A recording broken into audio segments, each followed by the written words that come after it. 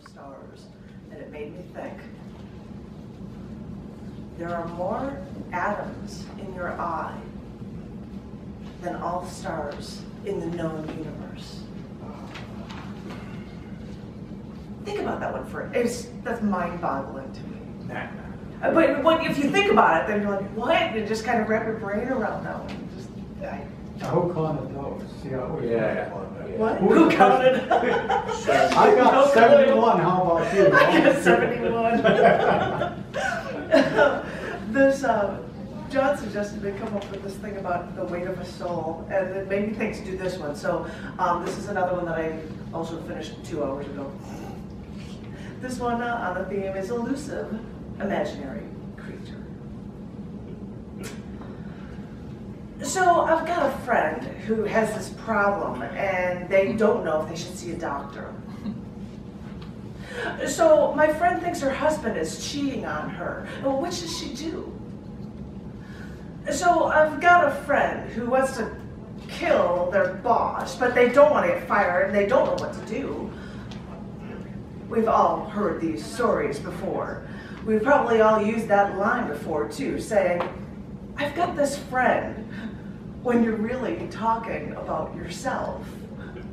This elusive, imaginary creature is from a line that we've all used because we're far too afraid to say, we've got a problem.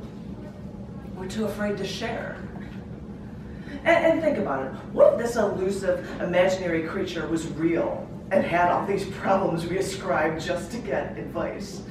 Horrible job, cheating spouse, mounting debt, backstabbing friend, a lump under the skin. They'd be a basket case.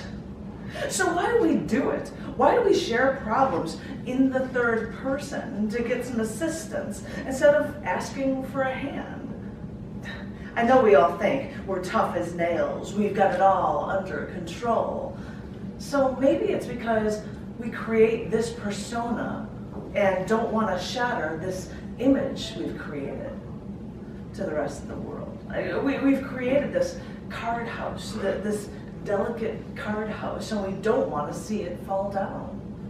So we say, I've got this friend.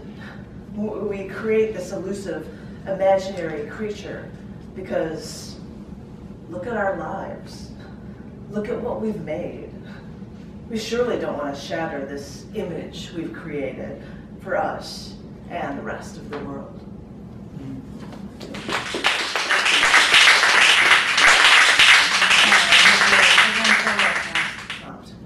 Violence and peace both work, is what this was saying. We look up to the stars and we reach out and pray. In ancient times, people looked up to the stars and saw heaven, and they looked up to these stars and created gods etched into battle through the ages and constellations.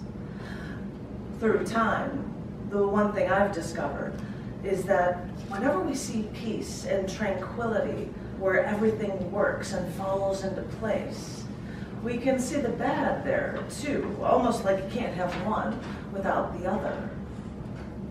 I imagine if I ever got into heaven, I would be missing all of the vices that we love.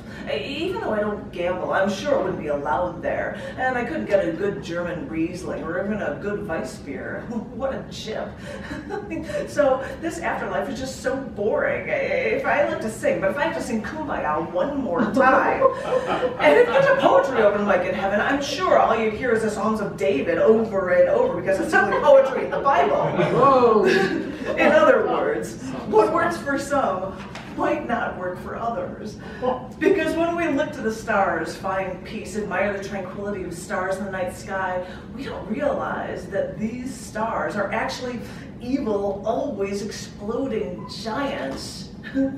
We actually see what we see are often post-explosion nebula catastrophes with temperatures hotter than we could ever imagine.